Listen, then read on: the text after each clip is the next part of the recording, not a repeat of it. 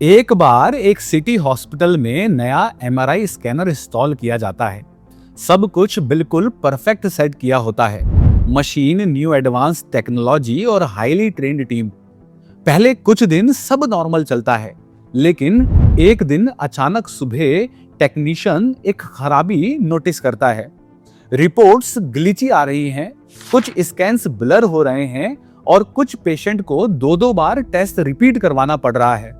पूरी team system check करती है, वायर टेस्ट होते हैं, सॉफ्टवेयर रीसेट होता है, लेकिन इशू पकड़ में नहीं आता।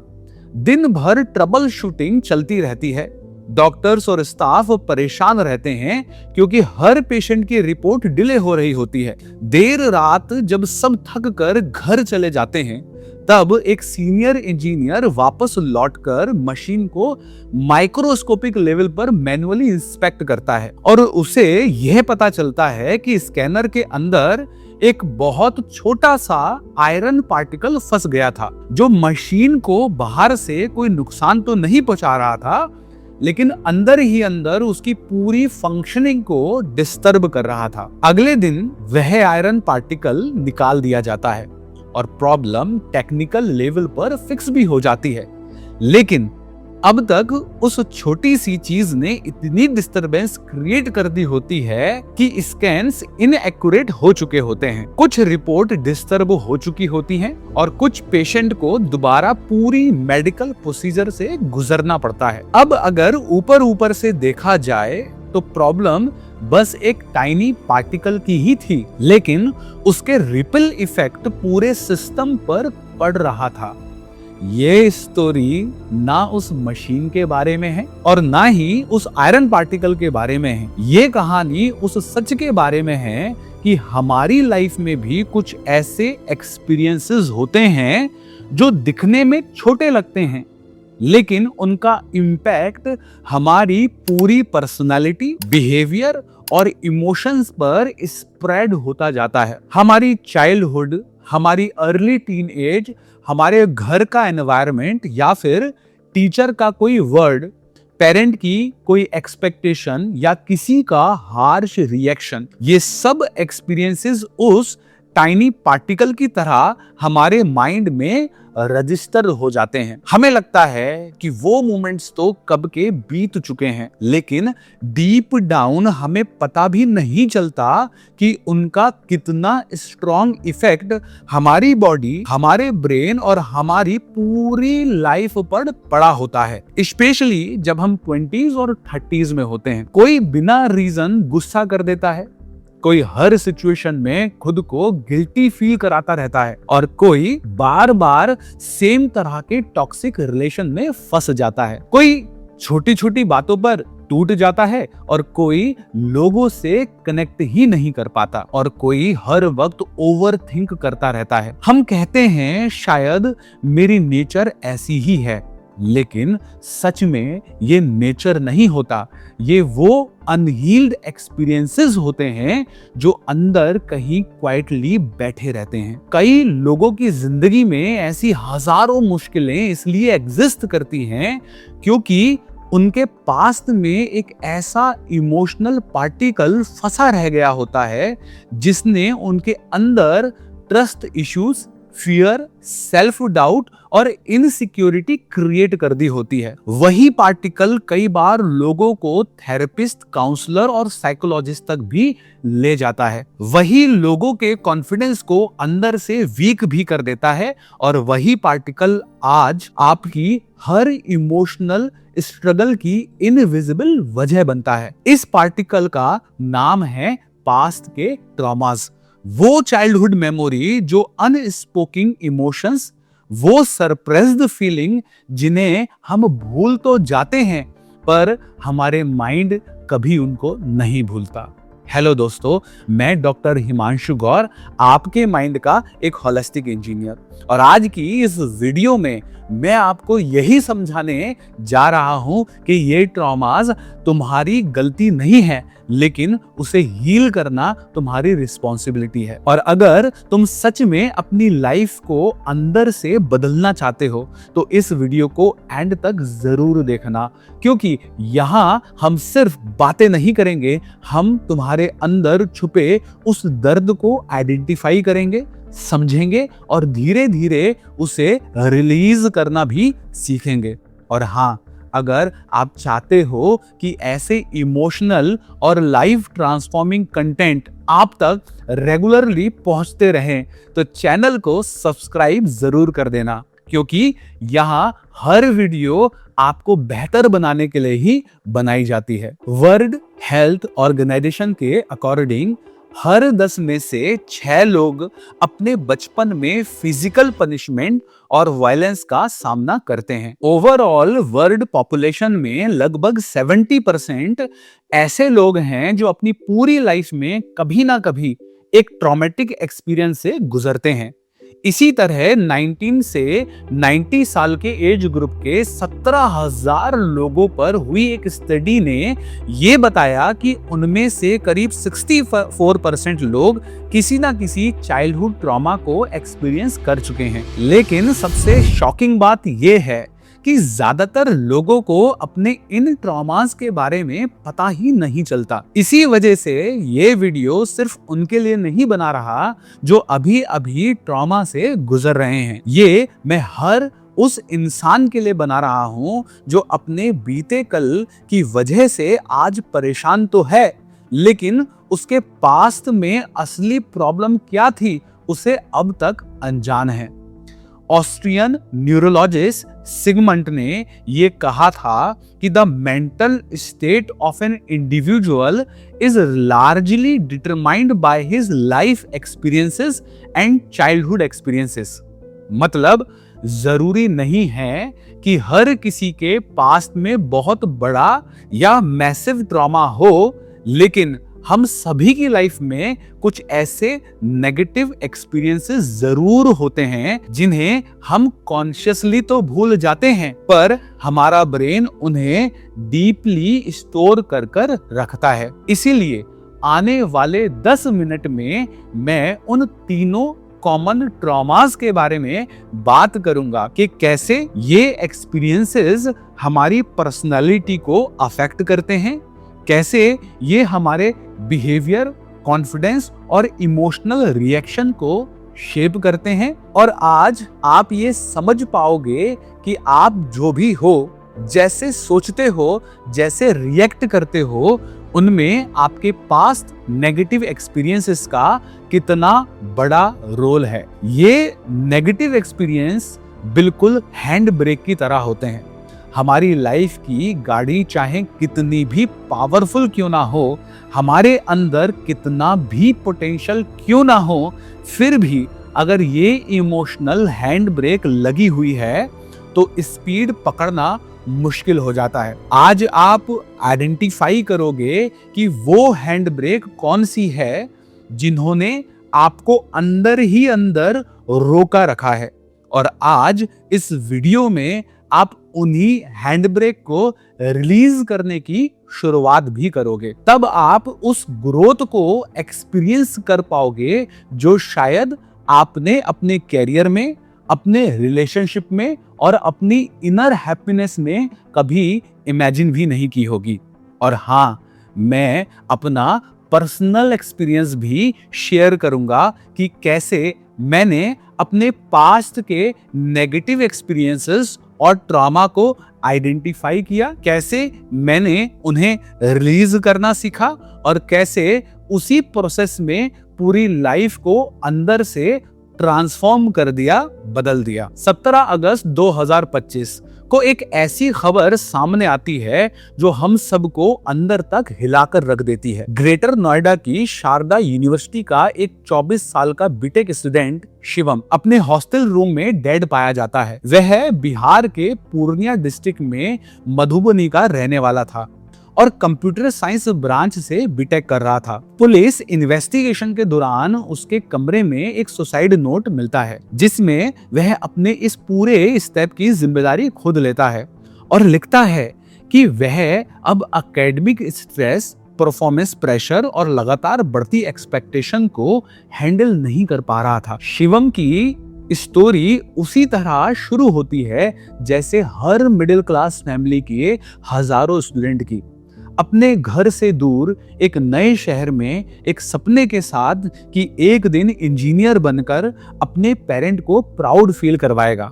शुरुआत में कुछ सेमेस्टर तक सब कुछ नॉर्मल भी चलता है, लेकिन जैसे जैसे टाइम बढ़ता है, एकेडमिक कंपटीशन, सेमेस्टर परफॉर्मेंस और इंटरनल मार्क्स, बैकलॉग्स का डर, फ्यूचर जॉब का प्रेशर, ये सब मिलकर उसके माइंड पर इतना हैवी इमोशनल लोड बनाना शुरू कर देते हैं कि वह धीरे धीरे मेंटली एग्जॉस्ट होने लगता है। बस खुद को संभालने की कोशिश भी करता है, खुद को मोटिवेट करता है, चीजें इंप्रूव करने की कोशिश भी करता है, लेकिन अंदर अंदर वह एक कांस्टेंट सेल्फ डाउट और गिल्ट में जीने लगता है। अपने सुसाइड नोट में उसने लिखा, आई can't take this stress and pressure anymore. I was not a good student. Maybe I was never meant to for this education system. उसने यहाँ तक लिखा कि लोग उसे यूजलेस कहने लगे हैं और टाइम के साथ साथ वह खुद भी खुद को एक फेलियर जैसा महसूस करने लगा था। सबसे पेनफुल बात ये थी कि उसने पूरे डिसीजन की रिस्पॉन्सिबिलिटी खुद पर डाली, जैसे उसकी इमोशंस, उसकी स्ट्रगल, उसका पेन किसी के लिए इंपॉर्टेंट ही नहीं था। और सच कहूं तो यह कहानी सिर्फ शिवम की नहीं है, यह वही कहानी है जिसे हम साल दर साल न्यूज हेडलाइंस में पढ़ते हैं, डॉक्यूमेंट्रीज में देखते हैं और कभी कभी अपने आसपास जीते हुए लोगों को महसूस करते हुए देखते हैं। हर साल इंडिया में लाखों लोग मेंटली डिस्ट्रेस और इमोशन बर्नआउट से गुजरते हैं और शॉकिंग बात यह है कि उनमें से बहुत बड़ा परसेंटेज 15 से 24 एज ग्रुप के यंग स्टूडेंट का होता है, यानी वो लोग जो लाइफ की शुरुआत की दौड़ में ही अंदर से टूटने लगते हैं। लेकिन यहाँ एक चीज समझना बहुत जरूरी है, यहाँ सब सिर्फ एकेडमिक मार्क्स, सिलेबस या कंपटीशन की वजह से नहीं होता।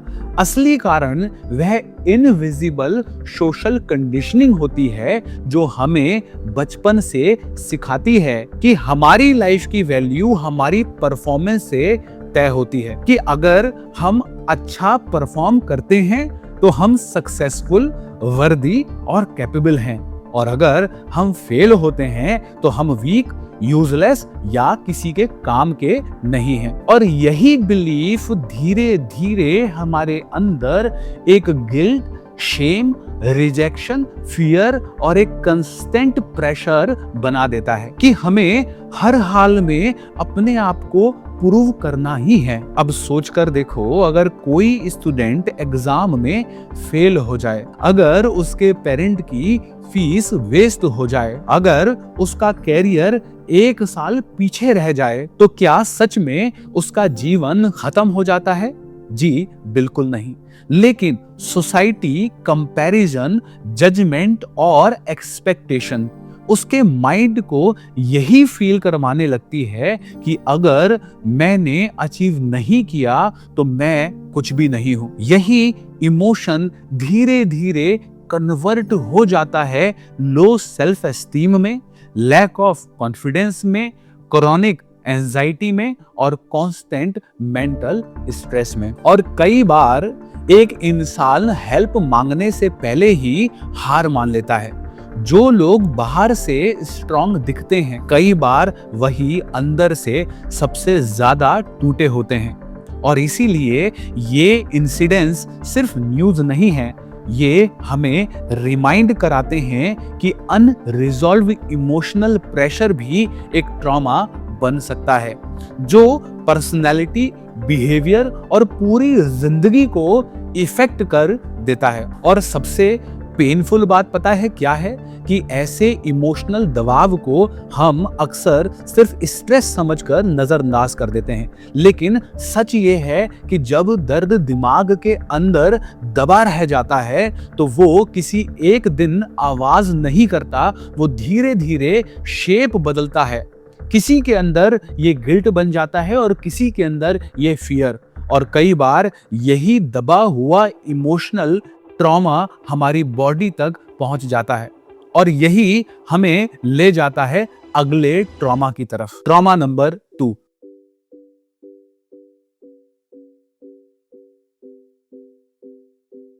अगस्त 2025, इसी साल शिवम के केस के सिर्फ एक दिन बाद एक और खबर सामने आती है।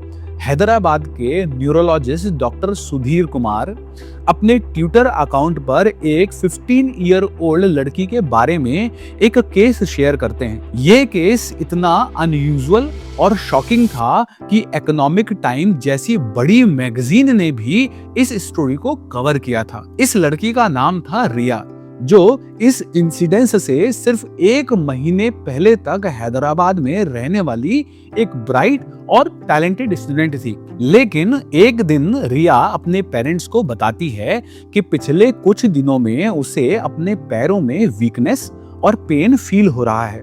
शुरुआत में ये एक नॉर्मल प्रॉब्लम की तरह ही लगी, तो पेरेंट्स ने भी उसे सिंपल हेल्थ इश्यूज मानकर बेसिक सॉल्यूशन दे दिया।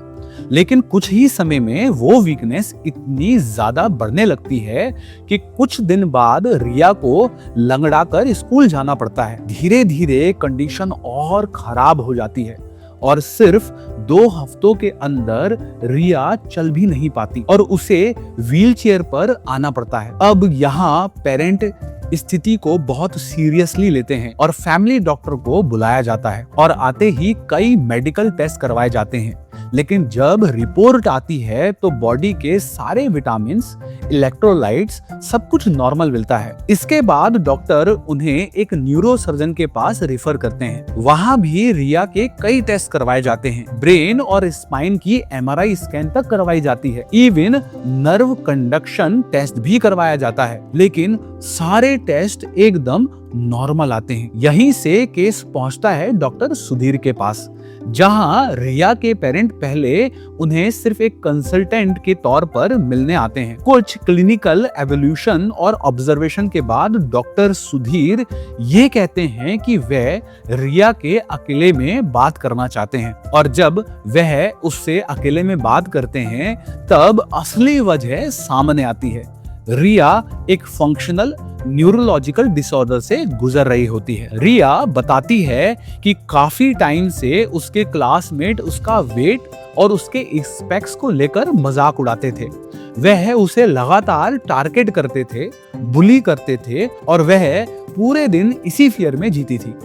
यहाँ तक कि घर आने के बाद भी उसे वही डर और ह्यूमिलेशन फील होता था। टाइम के साथ साथ ये मेंटल बर्डन इतना बढ़ गया कि उसका असर उसके सिर्फ मूड और परफॉर्मेंस पर नहीं बल्कि उसकी फिजिकल बॉडी पर भी पड़ने लगा। हालांकि सिचुएशन समझने के बाद डॉक्टर ने उसकी साइकेट्रिक और साइकोथेरेपिस्ट सपोर्ट शुरू करवाई और कुछ हफ्तों में रिया रिकवर भी कर गई। लेकिन यह केस अपने आप में एक बहुत बड़ा एग्जाम्पल है कि कैसे सिर्फ फियरफुल मेंटल थॉट्स और कांस्टेंट इमोशनल स्ट्रेस किसी इंसान को सिर्फ दिमाग से नहीं बल्कि शरीर से भी बीमार कर सकता है। और इसी को कहते हैं बुलिंग और शेमिंग ट्रॉमा। और ये सिर्फ रिया की कहानी नहीं है। यूनेस्को की रिपोर्ट के अनुसार हर साल करीब 24 करोड़ स्टूडेंट किसी ना किसी तरह की स्कूल बुलिंग का सामना करते हैं। अब स्कूल बुलिंग का मतलब ये जरूरी नहीं है कि बार कोई एक्सट्रीम इंसिडेंट ही हो। इसकी डेफिनेशन हर पर्सन के लिए अलग अलग हो सकती है। हम सभी अपनी लाइफ के शुरुआती लगभग 18 साल स्कूल एनवायरनमेंट में बिताते हैं, जहां फ्रेंड्स, टीचर, पेरेंट्स और सराउंडिंग मिलकर हमारी सोच, हमारे इमोशंस और हमारे बिहेवियर को शेप करते हैं। और यही वो टाइम होता है जब हमारा प्रीफ्रंटल कॉर्टेक्स यानी लॉजिकल थिंकिंग सिस्टम अभी अंडर डेवलपमेंट होता है, जबकि हमारा एमिग्डाला जो इमोशनल थिंकिंग के लिए रिस्पॉन्सिबल होता है लगभग फुली मैच्योर हो चुका होता है। यानी उस एज में हम दुनिया को लॉजिक से नहीं, ज्यादातर इमोशन से देखते हैं। और इसी वजह से उस पीरियड में होने वाले एक्सपीरियंसेस डायरेक्टली इफेक्ट करते हैं हमारे बिलीफ, हमारे कॉन्फिडेंस, हमारी सोशल स्किल और हमारे थिंकिंग पैटर्न को। कोई बच्चा स्कूल में हर बात पर मजाक का सेंटर होता है तो बड़ा होकर आज भी शाय बनकर ही जी रहा होता है। जो दूसरों का मजाक उड़ाता था वो आज भी हर जगह डोमिनेंस दिखाने की कोशिश करता है। जिसके बोलने पर सब हंसते थे वो आज भी लोगों के सामने बोलने से कतराता है। और जिसकी लुक्स पर मजाक बनाया जाता था वो आज भी अपने अपीयरेंस को लेकर इनसिक्योर फील करता है। ऐसे हजारों किस्से जो शायद आपके साथ भी हुए होंगे और जिन्होंने अनजाने में ही सही आपकी आज की पर्सनैलिटी को किसी न किसी तरह इफेक्ट जरूर किया होगा। स्कूल की 4 दीवारों के अंदर जो मजाक, ह्यूमिलेशन और कंपैरिजन हुआ उसका असर तो हमारे आज पर भी पड़ता ही है। लेकिन जैसे जैसे हम बड़े होते हैं एक्सपीरियंसेस भी बड़े होते जाते हैं और इसी के साथ बढ़ जाते हैं थर्ड ट्रॉमेटिक एक्सपीरियंसेस के चांसेस।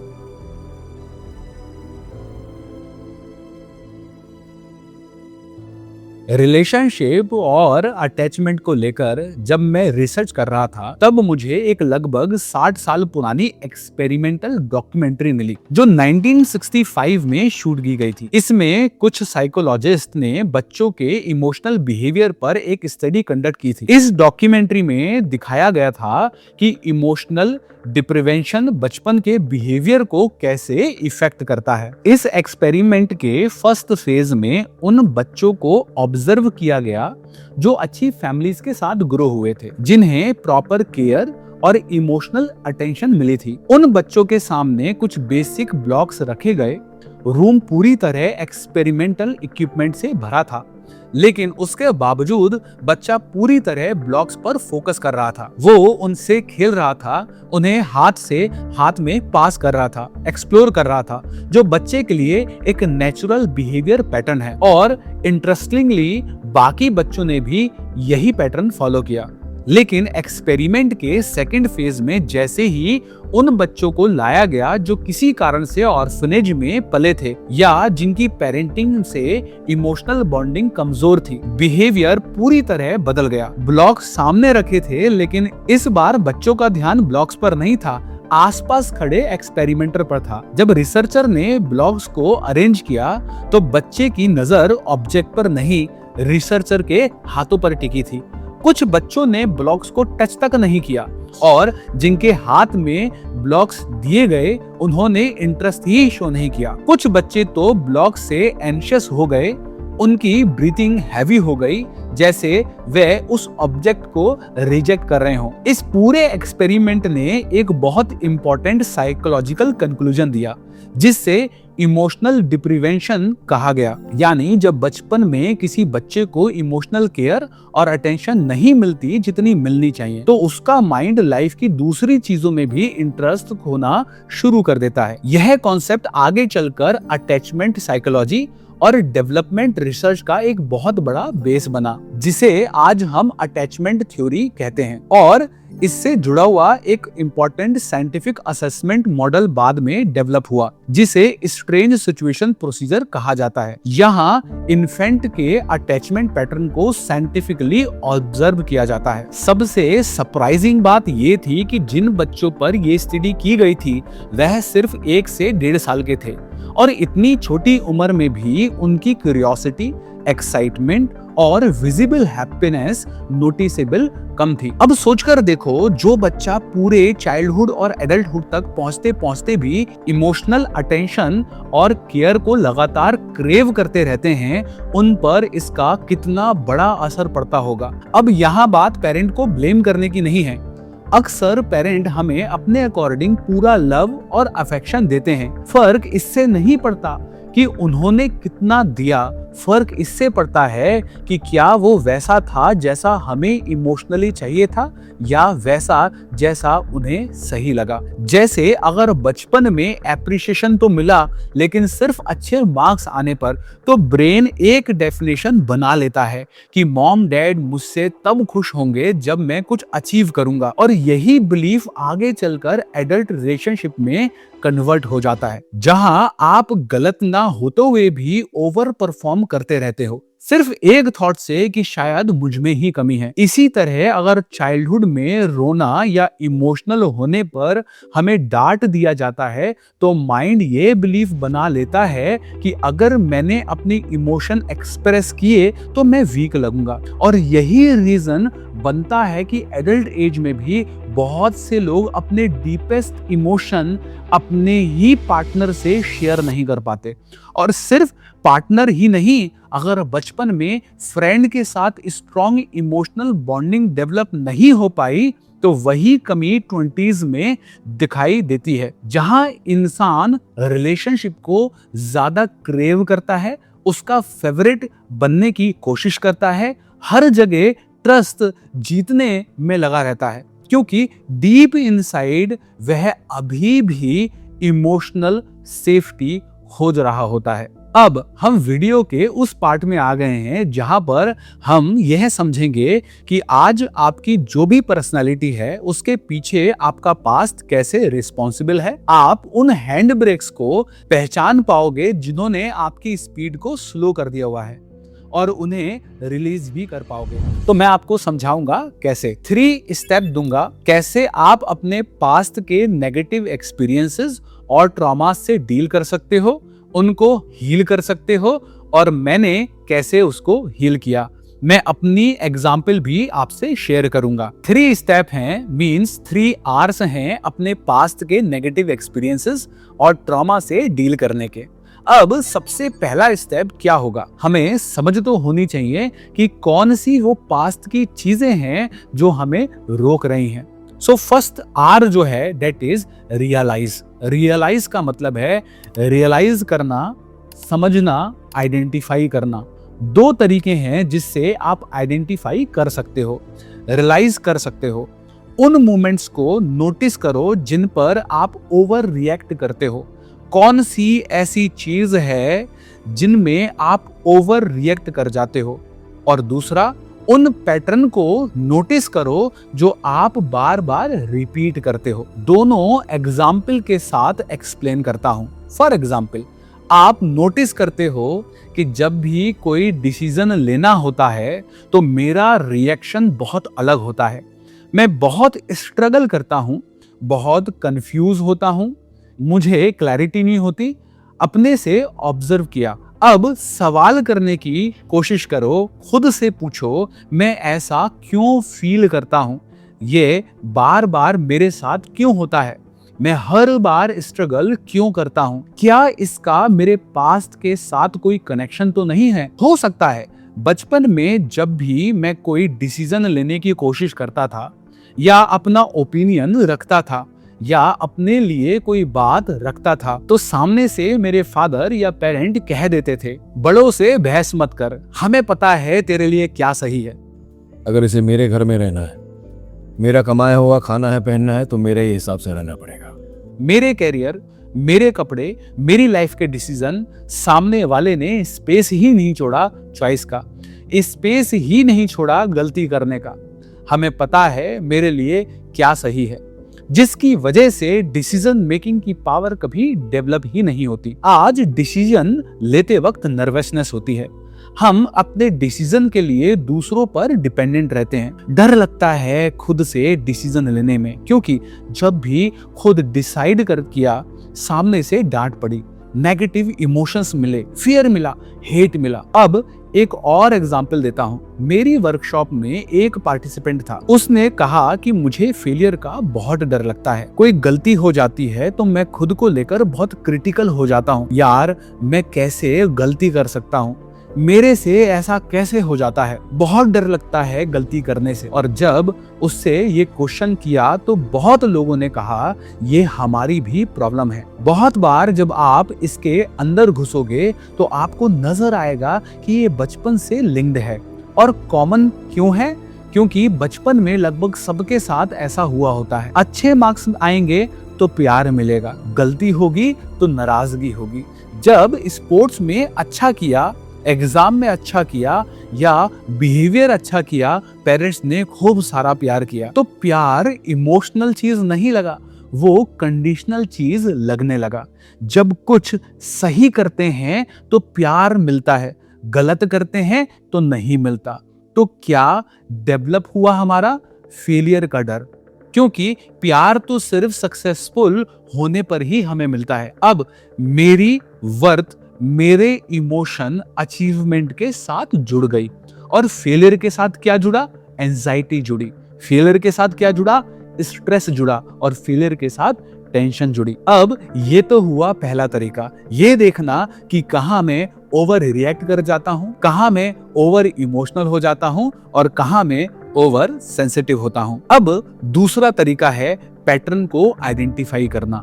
कौन सी चीज मेरे साथ रिपीटेडली होती है। फॉर एग्जाम्पल, आप ऑब्जर्व करते हो कि मैं बार बार दूसरों से कंपेयर करके लो फील करता हूँ। साला अपने से अच्छी तो इसकी लाइफ है, अपनी मर्जी से आता है, अपनी मर्जी से जाता है। या फिर बार बार कंपेयर करके जेलियस फील करता हूँ। वो सही कमा रहा है यार, मेरी इतनी इनकम नहीं है, अंदर से एक जेलसी फील करना। जब आप ऑब्जर्व करोगे ना तो इसका भी चाइल्डहुड कनेक्शन निकलता है। कहाँ से आदत पड़ी कंपैरिजन करके अच्छा और बुरा फील करने की? कहाँ से पैटर्न आया कंपैरिजन को दिल पर लेने का? हम कंपैरिजन लेकर पैदा तो नहीं हुए थे ना। ये भी कहीं ना कहीं टीचर ने कर दिया या पेरेंट्स ने कर दिया या हमारी सोसाइटी ने कर दिया, और अननोइंगली कर दिया। उनको पता भी नहीं था कि हम क्या कंडीशनिंग कर रहे हैं। वो भी अनजान थे, उन्हें भी नहीं पता था कि इसका क्या इम्पैक्ट होता है। उन्होंने साइकोलॉजी थोड़ी ना पढ़ी थी। जब फादर ने कह दिया, देख शर्मा जी का बेटा टॉप कर गया, बस मैथ में 92 ही आए हैं, शर्मा जी के बेटे के तो सब में 100 हैं। या टीचर ने कह दिया, देख तू कितना स्मार्ट दिख रहा है, तू कितना मोटा हो गया है। ये तो फ्रीक्वेंटली कंपैरिजन था। सामने वाला गुड, तुम बैड, और इसी कंपैरिजन के साथ जुड़ी नेगेटिव फीलिंग बड़े होकर जेलसी बन गई या लो कॉन्फिडेंस बन गया।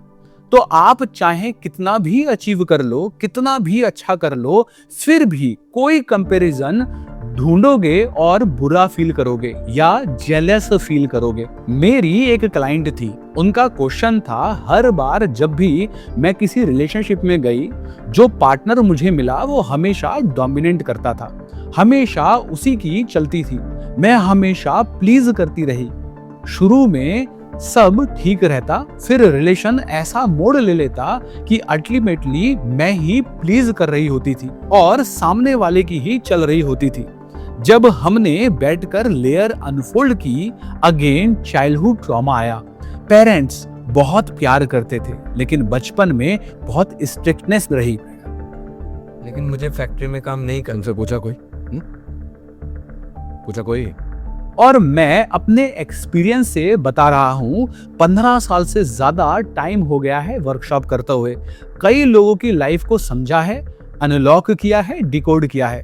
ये जो सिर्फ रियलाइज करना है ना कि जो मैं हूं, क्यों हूं, ये पता चल जाना कि ओह मेरी ये नेचर, मेरी पर्सनैलिटी के पीछे एक कारण है। बस इस अवेयरनेस से ही बहुत बड़ा शिफ्ट आ जाता है। कई बार सच सिर्फ समझने से ही नहीं बल्कि बोल देने से हील होता है। और यहीं से शुरुआत होती है सेकंड आर की, मींस रिलीज। बहुत बार ऐसा होता है कि मैंने अभी कुछ बोला भी नहीं होता, कोई सॉल्यूशन भी नहीं दिया होता, सिर्फ शेयर करने से, सिर्फ अपनी बात एक्सप्रेस करने से, सिर्फ ये मान लेने से कि हाँ ये सब मेरे साथ हुआ था, इंसान हल्का फील करने लगता है। किसी का बचपन था, किसी के क्लासमेट थे, किसी के साथ बुलिंग हुई थी, किसी के साथ अब्यूज या मोलेस्टेशन तक हुआ, लेकिन वो सब अंदर दबा रह जाता है, ईयर्स तक कलेक्ट होता रहता है, जैसे बंद बोतल में भरा हुआ सोडा। अंदर ही अंदर प्रेशर बढ़ता रहता है, इसीलिए रिलीज करना बहुत जरूरी होता है। एक लड़की का एग्जाम्पल याद आता है। ओवरवेट होने की वजह से स्कूल में उसका मजाक उड़ाया जाता था, कॉन्फिडेंस टूट गया। मैंने उसे कहा, एक लेटर लिखो उन लोगों के नाम जिन्होंने तुम्हें इंसल्ट किया था। वो लेटर भेजना नहीं था, बस लिखना था। जब उसने लिखा, उसने गुस्सा भी निकाला, फॉरगिवनेस भी निकाली और चीजें बेटर होने लगी। रिलीज करने के तरीके सिंपल हैं, लिखकर, बोलकर, रोकर या डांस कर कर भी। फोन का रिकॉर्डर ऑन करो और बोलते जाओ, कैमरा ऑन करो और दिल में दबा हुआ सब बाहर निकाल दो, क्योंकि जब अंदर भरी हुई बातें बाहर आती हैं तब स्पेस मिलती है सोल को हील होने की। रिलीज करने के बाद असली शिफ्ट यहीं से शुरू होता है, क्योंकि दर्द को बाहर निकाल देना ही हीलिंग नहीं है। असली बदलाव तब आता है जब हमारा दिमाग अपनी पुरानी वायरिंग को छोड़कर नई कहानी लिखना सीखता है। और थर्ड आर आता है रीवायर। रीवायर का मतलब ही यही है। देखो, अगर कोडिंग पुरानी है, सिस्टम पुराना है, तो कोई भी नई चीज अगर आएगी तो वो उसी पुराने पैटर्न में चली जाएगी। और यही हमारी लाइफ में भी होता है। एक छोटा सा एक्सरसाइज इमेजिन करो। मैं कहूं मैंगो और आप आंखें बंद करके मैंगो इमेजिन करो। ज्यादातर लोगों के माइंड में वही येलो ऑरेंज मैंगो आएगा जो बचपन में देखा है। वही कलर, वही मेमोरी, वही इमेज, क्योंकि ब्रेन वही पिक्चर लाता है जिसके लिए वो सालों से ट्रेंड हुआ है। लेकिन अगर मैं कहूं कि अब उसी मैंगो को ब्लैक इमेजिन करो तो पहले अजीब लगेगा और आप कर भी शायद नहीं पाओगे। डिफॉल्ट पैटर्न कुछ और था और आपने कॉन्शियसली उसे बदल दिया। यही रिवायरिंग का पहला स्टेप है। पुरानी सोच अपने आप नहीं टूटती, उसे नए मीनिंग देने पड़ते हैं। इसी तरह हमारे थॉट्स, हमारे बिलीफ, हमारे इमोशन भी सालों से बने हुए मेमोरी लूप पर चलते हैं। अगर बचपन, स्कूल, सोसाइटी या रिलेशनशिप ने ये मीनिंग बिठा दिया है कि प्यार का मतलब कंट्रोल है, या तो तुम कंट्रोल करो या कोई तुम्हें कंट्रोल करे, तो वही बिहेवियर बार बार रिपीट होते हैं। लेकिन यहीं से प्रोसेस बदलता है। प्यार का नया मीनिंग बनाना पड़ता है। Mutual respect, mutual space, mutual growth, same relationship, same situation, लेकिन नया रिस्पॉन्स। अगर चाइल्डहुड में बार बार कंपैरिजन हुआ, मार्क्स, लुक्स, बॉडी, परफॉर्मेंस, तो ब्रेन ने ये मीनिंग बना लिया कि comparison is equal to pain, jealousy, insecurity. लेकिन रिवायरिंग में हम कंपैरिजन को रीडिफाइन करते हैं। कंपैरिजन को हम learning, inspiration, self progress, means same चीज नया लेंस, और यहीं से आइडेंटिटी शिफ्ट होती है। और यहीं एक जगह मुझे एनएलपी का रोल बहुत पावरफुल लगता है, क्योंकि रिवायरिंग सिर्फ मोटिवेशन से नहीं हो सकती, उसे साइंटिफिक तरीके से स्ट्रक्चर करना पड़ता है। अगर आप इस प्रोसेस को सिर्फ समझना नहीं बल्कि प्रैक्टिकली अपनी लाइफ में अप्लाई करना चाहते हो, तो हमारा एनएलपी ट्रांसफॉर्मेशन कोर्स आपको स्टेप बाय स्टेप सिखाता है कि इमोशनल ट्रिगर को कैसे डिकोड करना है, लिमिटिंग बिलीफ को कैसे रीप्रोग्राम करना है, और सबकॉन्शियस पैटर्न को कैसे रीसेट करना है, और अपने ब्रेन को सक्सेस बेस्ड माइंडसेट पर कैसे ट्रेन करना है। यह कोर्स मेरे सालों का रिसर्च और काउंसलिंग एक्सपीरियंस पर बेस्ड है। अगर आपको जेन्युइनली लगे कि आप अपनी लाइफ में ये बदलाव लाना चाहते हो तो उसका लिंक डिस्क्रिप्शन में मैंने दे दिया है। जब आप रेडी फील करो तो उसको ज्वाइन जरूर करना, क्योंकि हीलिंग सिर्फ अवेयरनेस से नहीं होगी, राइट गाइडेंस से होती है। और अब रिवायरिंग प्रैक्टिकली कैसे की जाती है, यही सबसे इंपॉर्टेंट हिस्सा है। सबसे पहले मिरर के सामने खड़े होकर खुद को जज मत करो, खुद के कोच बनो। गलतियों को इंसल्ट मत बनाओ, उन्हें लेसन बनाओ। रोज 5 से 10 मिनट खुद को ये बोलो, मैंने अपने पास्ट को समझ लिया है, मैंने उसे रिलीज किया है और अब मैं खुद को रिवायर कर रहा हूं। विजुअलाइजेशन करो, अपने कॉन्फिडेंट वर्जन को इमेजिन करो। वो आप जो डिसीजन ले पाता है, बाउंड्री सेट कर पाता है, प्यार डिजर्व करता है, खुद की इज्जत करता है। धीरे धीरे ब्रेन नए इमोशनल रास्ते चुनना सीखता है। और हाँ, एनवायरनमेंट भी वायरिंग बदलता है। जो कंटेंट आप रोज कंज्यूम करते हो, जिन लोगों के साथ रहते हो, जो कन्वर्सेशन सुनते हो, या तो आपकी हीलिंग को ग्रो करते हैं या फिर उसे और रोकते हैं। इसीलिए अपने आसपास ऐसा एनवायरनमेंट रखो जो आपको नीचे नहीं ऊपर उठाए, जो आपके नए वर्जन को सपोर्ट करे। मैं अपने एक्सपीरियंस से कहूँ, रिवायरिंग एक दिन का काम नहीं है, एक जर्नी है। लेकिन जब आप अपने पैटर्न आइडेंटिफाई करते हो, उन्हें रियलाइज करते हो, रिलीज करते हो और फिर कॉन्शियसली नई मीनिंग बनाते हो, तभी लाइफ अंदर से बदलती है, सिर्फ ऊपर ऊपर से नहीं।